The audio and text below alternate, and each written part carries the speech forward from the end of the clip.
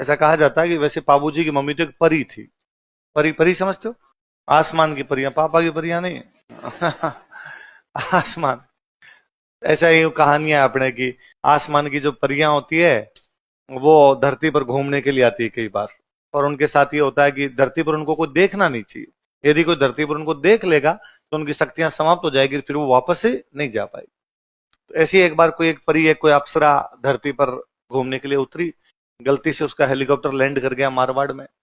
जाना तो बेचारी को भली जगह ही होगा कहीं पे।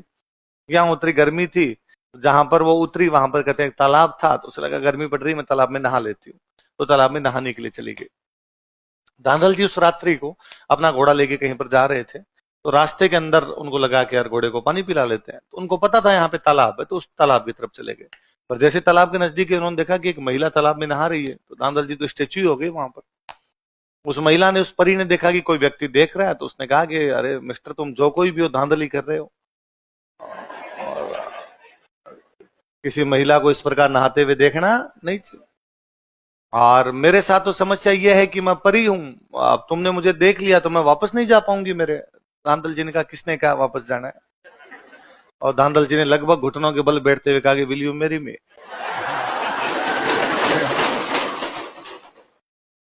परी ने कहा दो शर्तें हैं। डन, बताओ क्या है?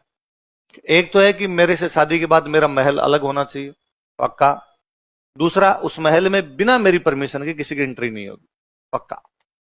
परी से शादी की धांधल जी ने, उसके लिए अलग एक महल बनवाया गया, उससे बिना पूछे कोई उस महल में नहीं जाता था। समय अंतराल पर एक बेटा हुआ, बेटे का नाम रखा गया पाबू। क्या नाम रखा गया? तो पाबू जी बेहद हैंडसम थे। अपने लोक देवता हुए उनमें सबसे सुंदर कोई लोक देवता हुए तो कौन हुए? मम्मी पे चले गए। धांधल जी पे जाते तब तो क्या ही फूट रहे हुए होते। मारवाड़ का आदमी डाकी टाइप का ही होता है। मम्मी परी थी। धांधल जी को एक दिन लगा कि पर यार ऐसा क्या है कि बिना परमिशन के नहीं आना। एक दिन धांधल जी बिना परमिशन के चले गए। उन्होंने जाके देखा कि वहां पे परी है ही नहीं, वहां पर एक शेरनी है और पाबू उसका दूध पी रहे हैं। उनको कहा ये क्या कोतक है। शेरनी ने जैसे ही वापस धांधल जी को देखा, वो परी बनी और उसने कहा इसी दिन के लिए मैंने मना किया था, मेरे पास ये ताकत है कि मैं अपना रूप बदल सकती हूँ, पर तुमने एग्रीमेंट तोड़ा है, इसलिए मैं अब यहाँ नहीं रहूंगी, इस बच्चे को तुम रखो अब। और कहते हैं वो परी यहाँ से चली गई। कहते हैं उसने कहा था कि एक माँ की अपने बच्चे के प्रति दो इच्छाएं होती है कि दूध पिला के थोड़ा बड़ा करे, बड़ा हो जाए तो अपने कंधों पे, अपनी पीठ पे उसको खिलाए। अब ये इच्छा तो मेरी पूरी हुई नहीं, दूसरे वाली दूध पिला के मैंने इसको बड़ा कर दिया।